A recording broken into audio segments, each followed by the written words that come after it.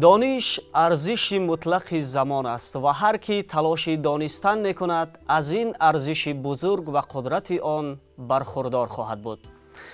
درود با یکایک شما جمع دوستداران شو برنامه‌های اینتלקتوالی، آنهایی که با پیوستگی ما را پیگیری میکنید و هر هفته با نشرهای نو به نوع شو برنامه ذهنی میزان خیرات تلاش دانستن و یا کوشش سنجیدن دانش خویش را میکنید. دوستان عزتمند، یادآور میشویم برنامه مذکور با مقصد ارجگذاری به تاریخ و فرهنگ، زبان دولتی، سینمای ملی، اینچنین جهت بلند برداشتن ذوق جوانان به کتاب و کتابخوانی، تحکیم حس خودآگاهی آنها منظوری یکایک شما میگردد. چون همیشه میدان برنامه میزان خیرات جای به هم آمدن بهترین جوانان، یعنی رقابت جوانانی که آنها میخواهند دانش و مهارت خویش را در اسکنوارد تلویزیونی بسنجند و امروز در برنامه ما اشتراک می‌ورزند یک گروه دانشجویان فعال از دانشکده دولتی فرهنگ و صنعت تاجیکستان به نام میرزا تورسونزاده، انیخترش از بخش روزنامه‌نگاری. بیاید ما یک معرفی کوتاه در آغاز برنامه میکنیم، پس آن اگر برای گروه از جوانان یعنی شرط های برنامه، یعنی چگونه جریان گرفتن برنامه میزان خیرات فهمانه باشد، ما سر میزنیم به معرفی بخش ها و پس آن سوال ها رو پیشنهاد میکنیم. اکنون کی دسته امروزه رو معرفی میکند؟ بیاید بچه ها شروع میکنیم. سر اول سلام خود را به کل بینندگان تلویزیون سینما میرسونم و به دوستداران برنامه میزان خیرات. ما امروز یک گروه دانشجویان کورس یکم، دوم و سوم دانشکده دولتی فرهنگ و صنعت تاجیکستان در این برنامه حضور داریم برای دانش خود را سنجیدن و سعی دادن. البته شما در بخش روزنامه‌نگاری تحصیل می‌کنید. روزنامه‌نگاری کورس دو. فکر میکنم که این برنامه برای پیشرفت تجربه شما در سمت تلویزیون و رادیو البته یک مساعدت میکند. خوب فکر میکنم که شما امروز بچه ها رو از بخش های گوناگون گلچین کردید، یعنی بهترین ها رو گرده هم آوردید. بله. آنهایی که واقعا نسبت دیگرها خیلی فعال هستند، همینطور؟ البته. و ما باوری داریم که با اشتراک دایره وسیع جوانان که امروز از دانشکده دولتی فرهنگ و صنعت تاجیکستان به برنامه میزان خیرات آمدند، برنامه ما خیلی جالب منظوری بیننده ها میگردد. همه با شرط های برنامه، با چگونه جریان گرفتن برنامه شناسند، یعنی میدونند که برنامه چگونه شکل دارد. البته اکثر بعضیشون میدونن ولی بعضیشون بله. یعنی ما یک معرفی کوتاه میکنیم دایر به چگونه جریان گرفتن برنامه برای اون نفرانی که البته برنامه را ندیدند و شاید در بین بیننده های ما از این گونه نفران باشند. خوب، برنامه میزان خیرات از 3 دور عبارت است. در دور اول ما 7 سوال برای انتخاب نمودن 3 اشتراکچی پیشنهاد میکنیم. آنهایی که قابلیت خویش را استفاده میبرند نسبت همتایان با 2 سوالی جواب درست پیشنهاد میگردانند، به دور دوم برنامه رو خط میگیرند. در دور دوم با نفران انتخاب شده 3 سوالی پیشنهاد میگردد. ما یک نوگانی رو در موسم نو در بخش دوم وارد کردیم، یعنی اون نفرانی که میان هم رقابت میکنند در صورت پاسخ نداشتن رقیبشون میتوانند که با سوال رقیبشون نیز پاسخ بدهند و البته خالهای ضروری رو جهت اشتراک نمودن در بخش سوم به دست بیارند. ما به همه شما اشتراکداران موفقیت خواهان هستیم. فکر میکنیم که شما اون قابلیت، اون تجربه، اون دانش اندوخته‌تان را در همین میدان بهره بیننده تلویزیونی سینما معرفی میکنیم. بار دیگر خوش آمدید. خود دوستان عزتمند، اکنون ما دور اول شو برنامه ذهنی میزان خیرات را آغاز میکنیم.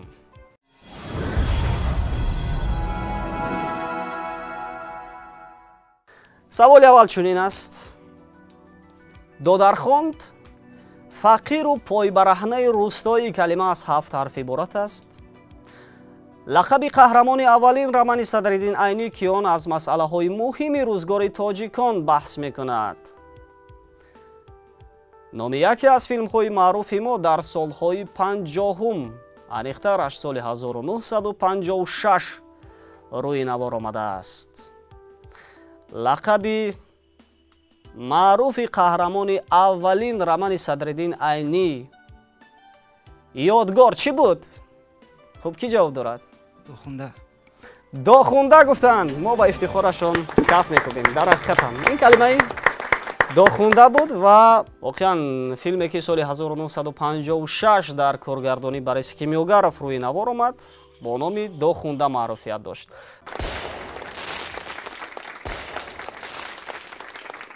саволи навбатӣ пешниҳод мегардад. бузургтарин дарё дар аврупо калима аз 5 ҳарф иборат аст. Он дар қисми аврупои Русия мавҷуд мебошад. дар ҳавзаи он дар асрҳои 18 роҳи тиҷоратие буд ки шарқи арабро бо аврупо мепайваст. номи автомобил диз мебошад. акнун шумо фикр кунед ки марамат Волга? волга гуфтанд. воқеан ҳамин дарёи бузургтарин дар аврупо волга аст. ба гузинаи худ чандон боварӣ надоранд, вале мо ба ҷуръаташон каф мекунем. дар ҳақиқат ҳамин калимаи волга буд. саволи навбатӣ пешниҳод мешавад. фиреб, тазвир, ҳила, найранг калима аз 6 ҳарф иборат аст. нағма, лаҳн, наво, мақом, афсона, қисса. лақаби зол ки падари рустам аст. афсона, қисса, достонро боз чӣ мегӯем? Дастон. дастон. охир рози сарбастаи мо бин ки ба дастон гуфтанд ҳар замон бо дафунаи бар сари бозори дигар. ба ифтихорашон каф мекунем. воқеан ҳамин калимаи дастон буд.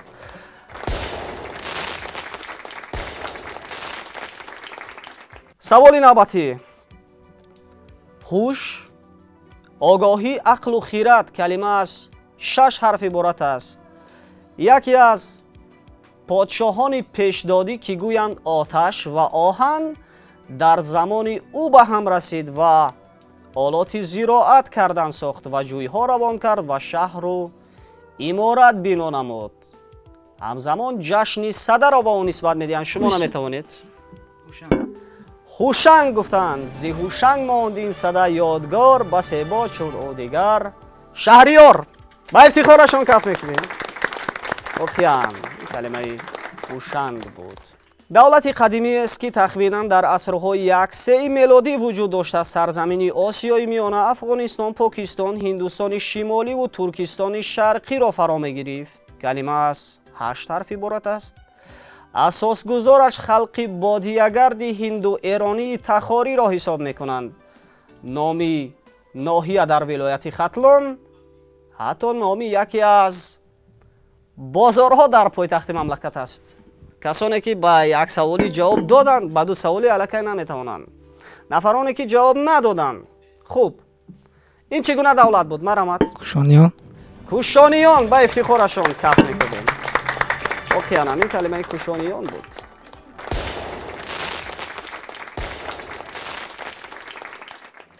саволи навбатӣ пешниҳод мегардад. гардиш, мавсим, вақт, аҳд, замон калима аз 4 ҳарф иборат аст. маҷозан вақти ҳукмронӣ, аҳди салтанат, инчунин дороиро низ мегӯянд. гардиш, мавсим, вақтро мо боз чӣ мегӯем бачаҳо? фасл бошад.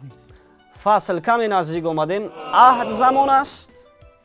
маҷозан вақти ҳукмронӣ аҳди салтанат аст. аҳди салтанати ин ё он подшоҳ, ин ё он давлат аст. давр. давр. охир даври гардун гарду рӯзе бар муроди мо нарафт. доиман яксон намонад ҳоли даврон. ғам махӯр гуфтанд хоҷа ҳофиз. мо ба ифтихорашон каф мекунем. дар ҳақиқат ҳамин калимаи давр буд. ҳамин тавр дӯстони иззатманд, мо аз доираи 7 иштирокчӣ аллакай 3 нафаре ки воқеан тавонистанд ба ду саволи нисбати ҳамтоён посухи дуруст пешниҳод гардонанд интихоб намудем. воқеан ин бозӣ аст, ин минбар аст. фикр мекунем ки ҷавонони дигар роҳ афтода нестанд, зеро боз ҳам нашрҳои навбатии барномаи мизони хират имконият медиҳад то боз биёед ва дар ҳамин майдон боз ҳам як рақобати ҷолиб намоед. барои омаданҳоятон нисори сипос. акнун метавонед барномаи моро тарк кунед. хушомадед.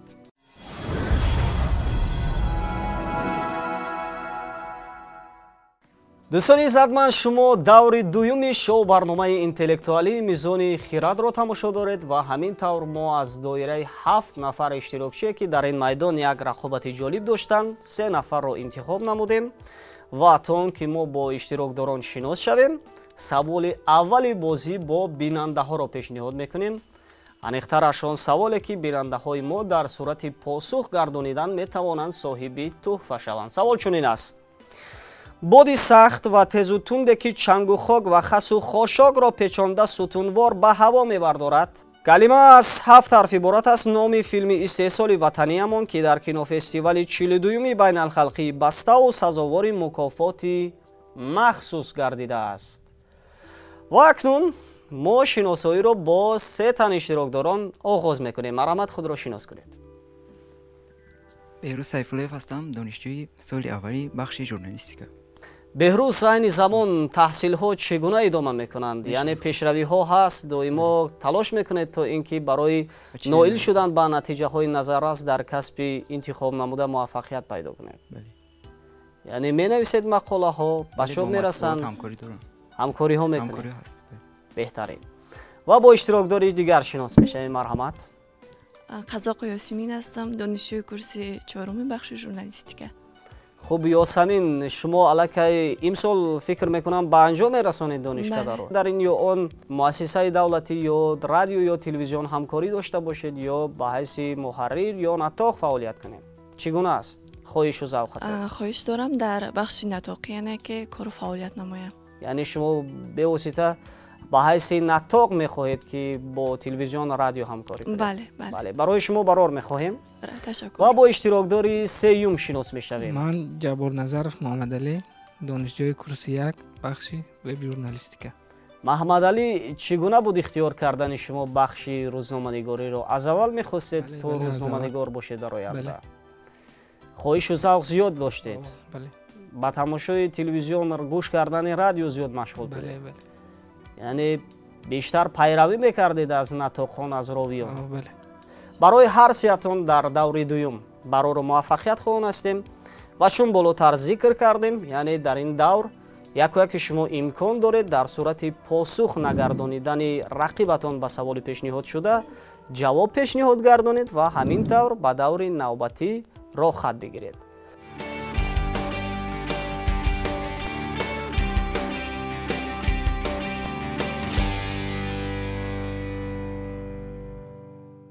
хуб, саволи аввалро мо аз кӣ оғоз кунем? аз беҳрӯз, ёсамин ё маҳмадалӣ? кӣ мехоҳад иштирокдори аввал бошад?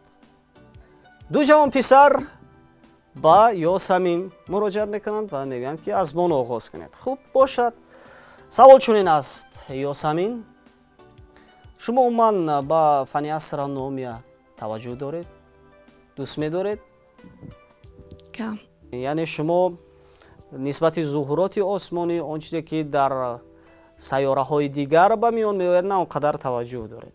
вале саволи аввали мо бевосита ба шумо пешниҳод мегардад. шояд шумо ба ҳамин савол ҷавоби ягона дошта бошед. савол чунин аст: номи маъруфтарин киштии кайҳонӣ ки бо ёрии он инсон бори аввал ба сатҳи моҳ қадам ниҳодааст. калима аз 7 ҳарф иборат аст. ин воқеаи таърихӣ 21 июли соли 1969 рух дода буд. дар асотири юнон ва рӯми бостон яке аз худоён, писари зевс ва лето, ки нишемангоҳаш кӯҳи олимп буд, чун симои асотирӣ дорои хислатҳои неку бад мебошад, зодгоҳаш ҷазираи Астерия, ҳатто номи яке аз филмҳои маъруфи ҷаҳонист. номи маъруфтарин киштии кайҳонӣ ки ба воситаи он инсон бори аввал ба сатҳи моҳ қадам ниҳодааст, чӣ ном дорад ёсамин? ҳатто номи яке аз филмҳои маъруфи ҷаҳонӣ аст. аниқтараш истеҳсоли Ҳолливуд аст ки дар солҳои 90 хеле маъруфият дошт. даромади рекордӣ ба даст овардааст ин филм.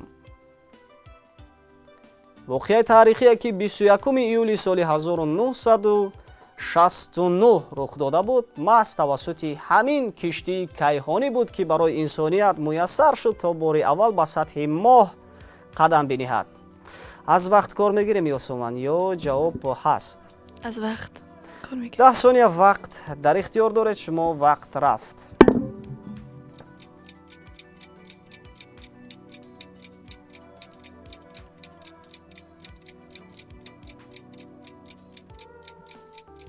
вақт ба анҷом расид.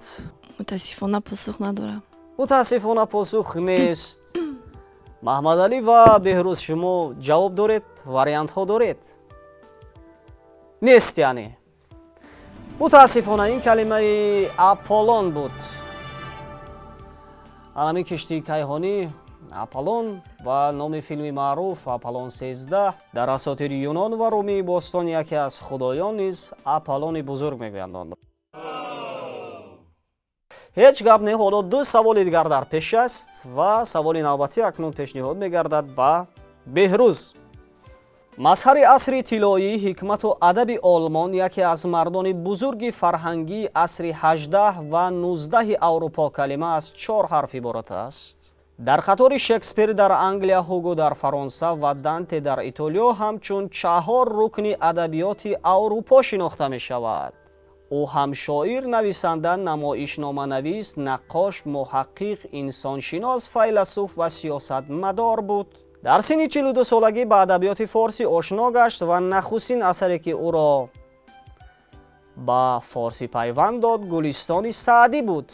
بعداً به عرفان مشرق زمین آثار انوری و مولانا جلال الدین بلخی روی آورد و سپس از اشعار رنگین خواجه حافظ روحی تازه، دنیایی تازه و شور و شوقی تازه تأثیر پذیرفت و با فضای پر از حکمت شرق آشنا گردید.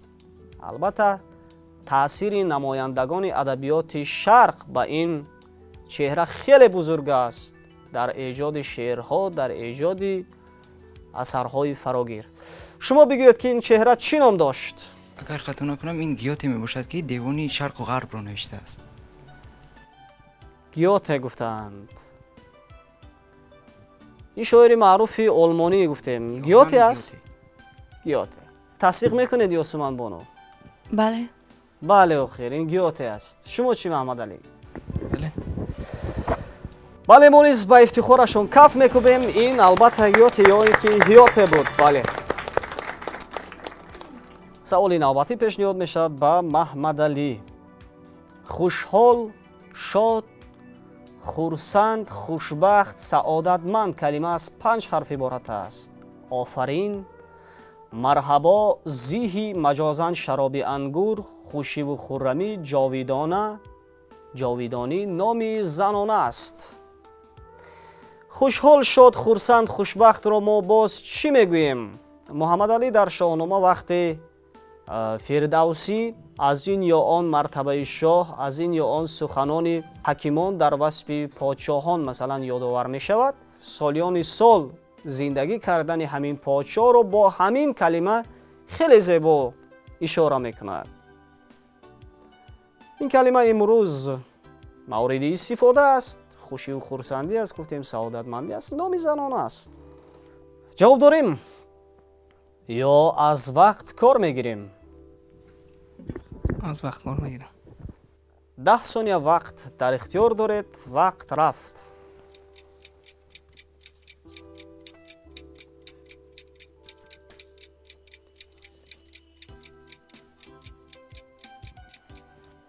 وقت به انجام رسید. محمد علی جسور. جسور گفتند. خوب 2 اشتراک داری دیگر. اما شما جواب دارید؟ به تخمین شاید انوشه باشد. انوشه گفتند. شما چی میگویید یاسمن؟ جواب ندارم. به شاه جهان گفت انوشه بیدی همیشه زی تو دور چشمی بدی. به افتخارشان کف بکوبیم. واقعا این کلمه انوشه بوده است.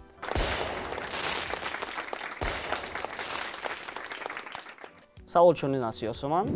4مین دریای درازترین در اروپا بعد از ولگا، دونای و اورال کلمه از 5 حرف عبارت است. نام شهر در اوکراین. حتی کلمه مذکور در یکی از داستان‌های معروف شاعری حماسه‌سرای عصر 20 و اولی عصر 21 آمده است. 4مین دریای درازترین در اروپا بعد از ولگا، دونای و اورال کدام دریا است؟ شاعری حماسه‌سرای عصر 20 و اول عصر 21 مومی قناعت هستند. اکنون شما بگویید که همین شاعر کدام داستان خود را با همین دریا البته نام گذاشتند.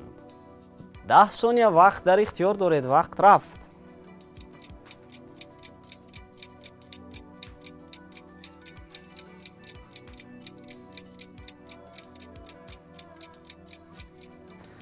وقت بعد جمع رسید. جواب داریم. به فکر من کیف.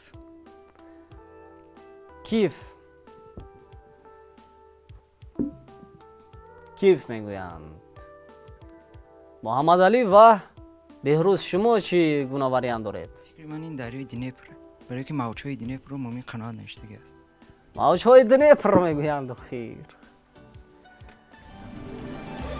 ای دنیپرا مادری پاکی ترس، نزد تو 10 روزه مهمان آمدم. از لب دریای پنجی بیقرار، از بدخشان از زرافشان آمدم. ما با افتخارشان رفت میکنیم. کلمه دنیپر بود.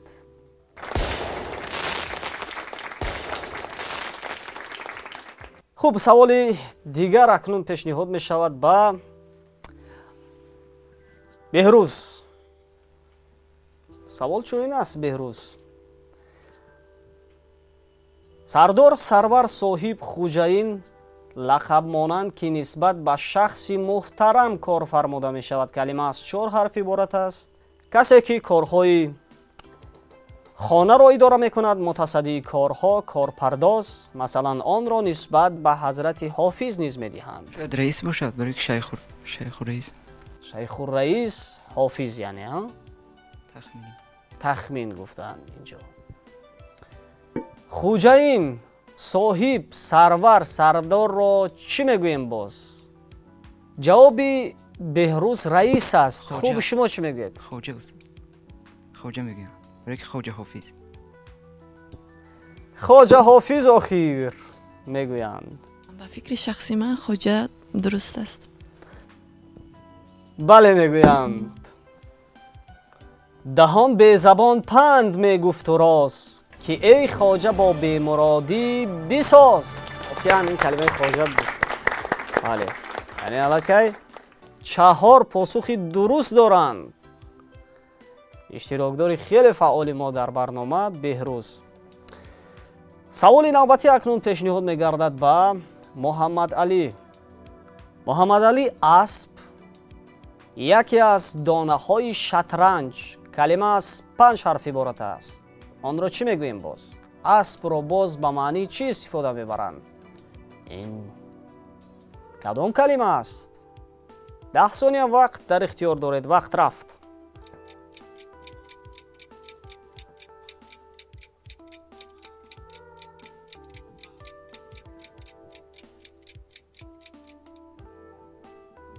وقت به جواب رسید. جواب داریم؟ جواب ندارم. جواب نیست. از 2 اشتراکداری ما کی پاسخ دارد؟ یاسمین و بهروز. با میدان شاهی فرس تاختند، در آن عرصه نردی هوس باختند. این کلمه فرس بود. باری اول شنیدید؟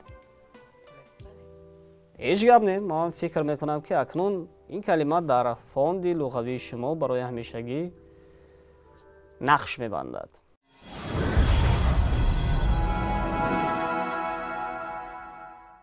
سوال دیگر اکنون پیشنهاد میگردد با اشتراکداری اولی برنامه ما. سوال چنین است یاسمن. حدود سرحد طبیعی مابین 2 ولایت یا مملکت قلعه حصار. کلمه از 7 حرف عبارت است. نام شهر است در ساحل بحر خزر یعنی کسپی. نام شهرک در ناحیه نورآباد. حدود سرحد طبیعی مابین 2 ولایت یا مملکت قلعه حصار را باز چی میگوییم؟ یک سرحد معین در میان ولایت و دولت جدا می شده است. 10 ثانیه وقت در اختیار دارید. وقت رفت.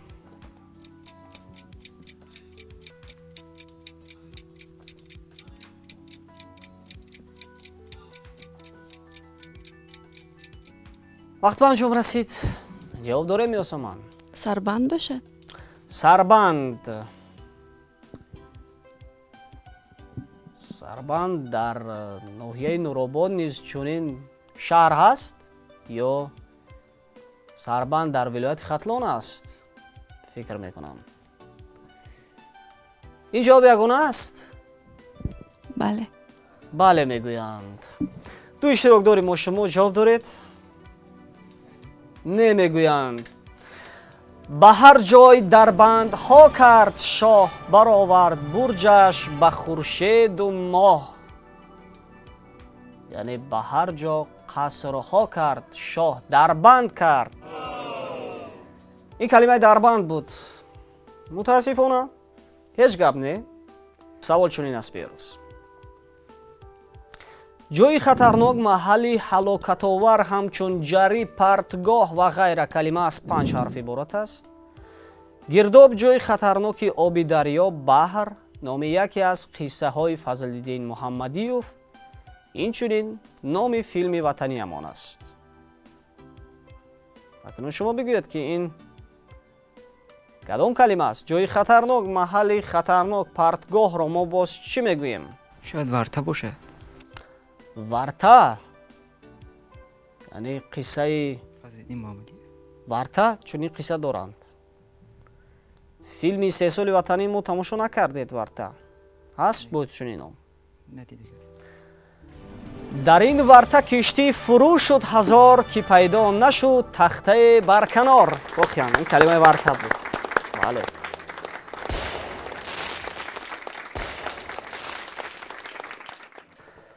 اکنون سوالی آخرین پیشنهاد میگردد به اشتراکدار سوم برنامه ما و انیخترش به محمد علی.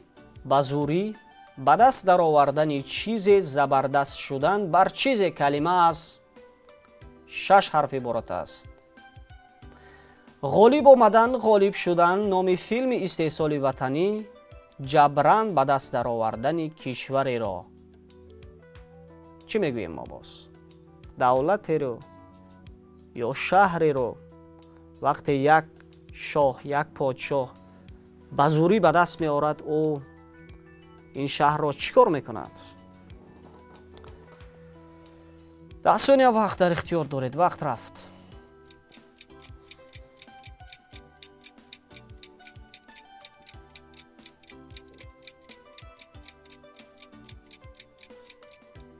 به انجام رسید. آیا پیروز شدن است؟ پیروزی. پیروز 5 حرف نمی شود. خلاصه جواب یگانه پیروز است. بله. دو اشتراکدار ما شما جواب یا واریانت دارید؟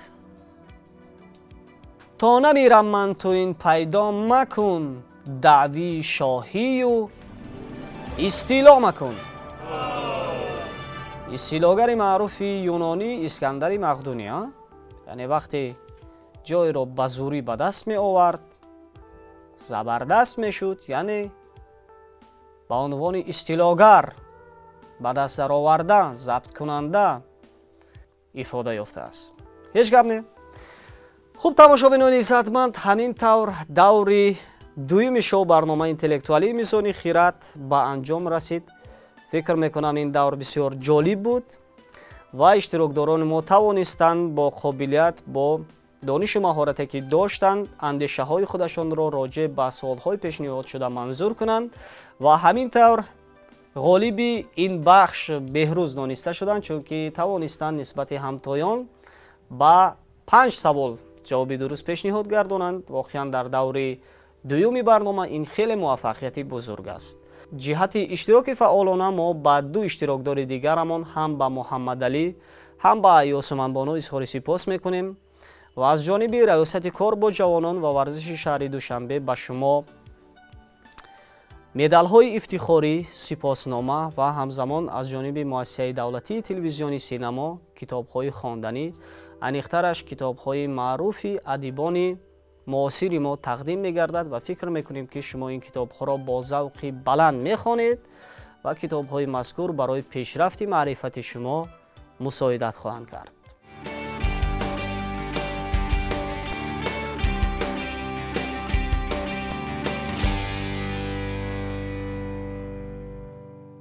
دو اشتراکدار فعال ما البته محمد علی و یاسمن بانو، شما خودتان را از رقیب امروزتان، از یکی از اشتراکداران فعال البته بهروز کم ندانید، زیرا شما نیز خیلی در این برنامه اشتراک فعالانه داشتید و اکنون من میخواستم تاثیراتتان را، اندیشه هایتان را راجع به جریان بازی امروزه بفهمم.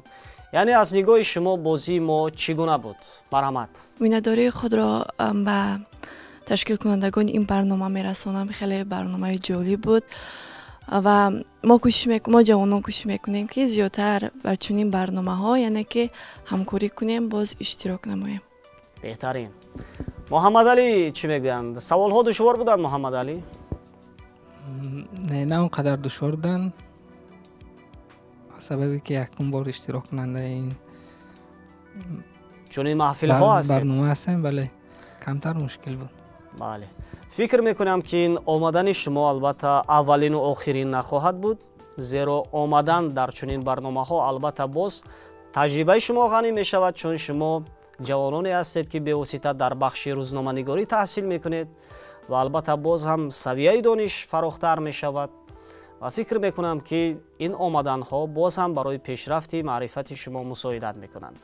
برای آمدن هایتان بار دیگر اظهار سپاس و اکنون میتوانید برنامه ما را با سربلندی ترک کنید. خوش آمدید. تشکر یوسف.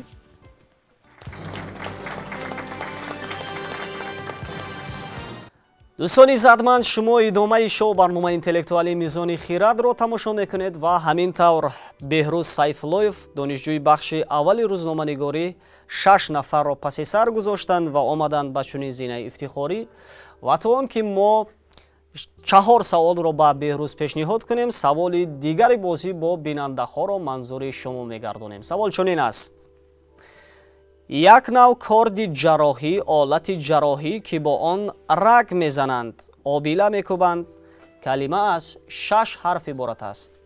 باز هم میگوییم نفرانی که اولین میشوند و جواب سوال را توسط پیامک به ما روان میکنند، آنها را تحفه انتظار است. سوال اول چنین است بهروز: ولایت تاریخی جغرافی در جنوب و شرق ایران و جنوب و غرب افغانستان آن دارای حفریات و روایت های زیادی تاریخی است. کلمه از 7 حرف یا 6 حرف عبارت است. در ابتدای 1000 ساله یک میلادی در هیئت دولت های فارسی زبان ماد و هخامنشیان قرار داشت و آن در گذشته با نام های زرنگ، سکستان معروفیت پیدا کرده بود.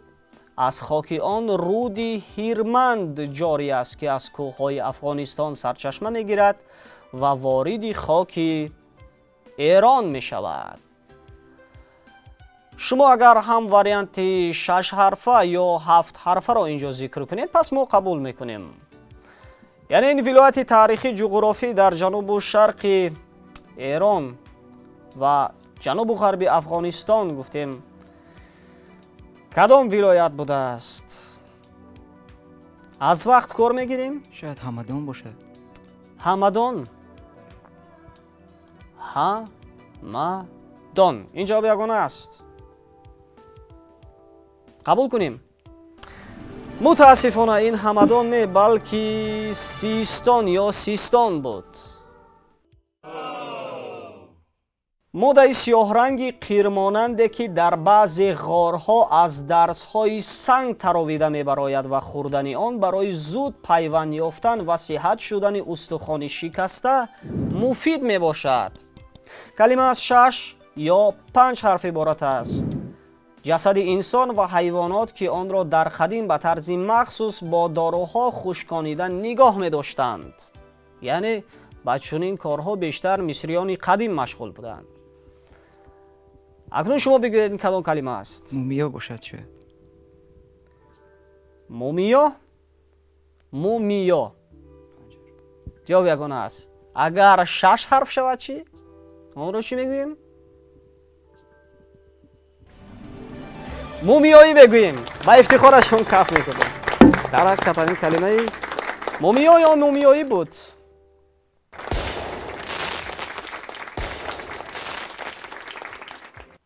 سوال سیوم پیشنهاد می‌گردد.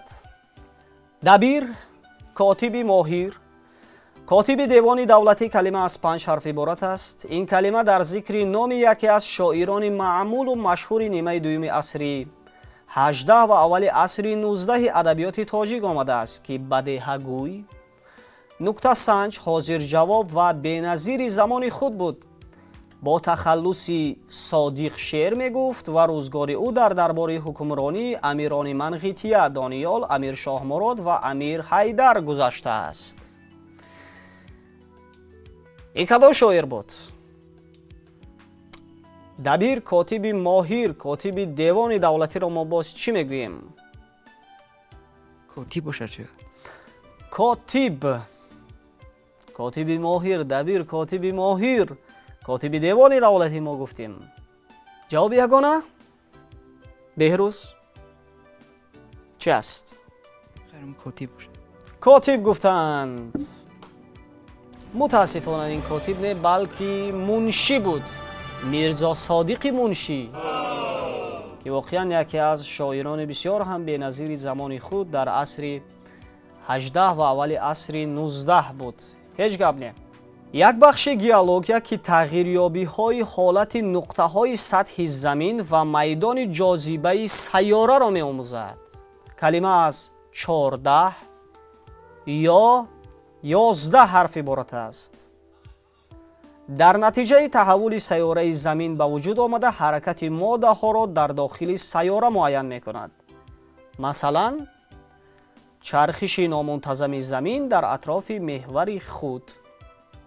فکر میکنم که سوال این اونقدر دشوار است. همینطور یعنی حرکت ماده ها را در داخل سیاره معین میکرده است. تغییریابی های حالت نقطه های سطح زمین و میدان جاذبه سیاره را می آموزد. 10 ثانیه وقت در اختیار دارید. وقت رفت.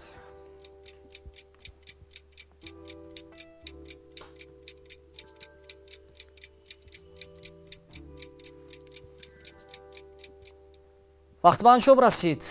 جواب داریم. بهروز حرکت باشد. حرکت. متاسفانه این کلمه زمین پویاشناسی و یا گیودینامیکا بود. خوانده بوده؟ جای فهمیده بوده؟ بله. همینطور تماشابینان عزتمند، دور نهایی شو برنامه اینتלקטואلی میزان خیرات به انجام رسید. در حقیقت بهروز سیفالویف سر از بخش اول برنامه تا دور نهایی خیلی هم اشتراکی فعالانه داشتند و ما جهت اشتراک فعالانه با بهروز دیپلم از جانب ریاست کارباج آنان و ورزشی شهر دوشنبه، همزمان مدال افتخاری و اینچنین از جانب مؤسسه دولتی تلویزیونی سینما کتاب واسه ساتیم اولوغزاده تقدیم میکنیم. فکر میکنم که شما این رمان واسه را خیلی میخوانید یا خواندید. البته شاید خوانده باشید، بار دیگر به خاطر میآرید. خیلی هم در اینجا با چاپ نوست، خیلی هم جالب نکاس شده است، در نشریات عادی به چاپ رسیده است و فکر میکنم که شما این رمان را البته با شوق بی اندازه میخوانید. بار دیگر خوش آمدید.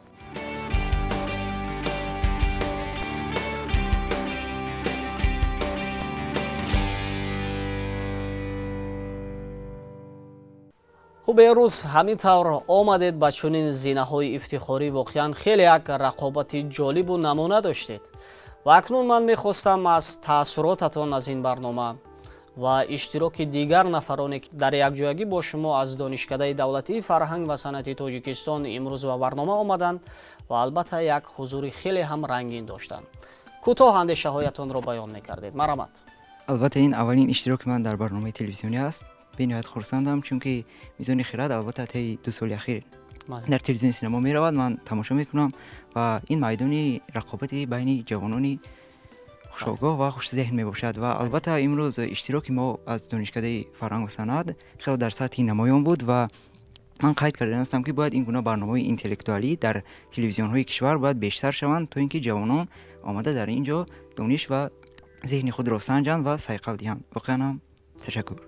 بله، ما نیز به شما تشکر میکنیم بهروز که امروز با نشان قدردانی آمدید با شو برنامه ذهنی میزان خیرات با دایره وسیع دوستانتان، همکورسانتان، رقیبانتان و خیلی یک بازی خوب نیست. منظوری бинандаҳо манзури алоқамандони шоу барномаҳои зеҳнӣ намудед. Бори дигар барои шумо муваффақиятҳо дар касби илм таманно дорем ва фикр мекунем ки дар мавсимҳои навбатӣ низ албатта бо иштирокатон меоед ва барномаи моро рангин менамоед. тамошобинони иззатманд, ҳамин тавр мо мерасем оҳиста оҳиста ба анҷоми шоу барномаи интеллектуалии Мизони Хират ва чун ҳамешагӣ акнун саволи охирини бозӣ бо бинандаҳоро манзур мекунем. Савол чунин аст: моҳи 3 солшумори эронӣ мутобиқ ба 22 июн 22 июл номи яке аз оташкадаҳои қадим калима аз 6 ҳарф иборат аст. боз ҳам ёдовар мешавем нафароне ки аввалин мешаванд ва ҷавоби саволро тавассути паёмак ба мо ирсол мекунанд, онҳоро туҳфа интизор аст. дар ҳамин ҷо барномаи мо ба поён мерасад. то наздиктарин дидор, сиҳатманду сарбаланд бимонед. хайр.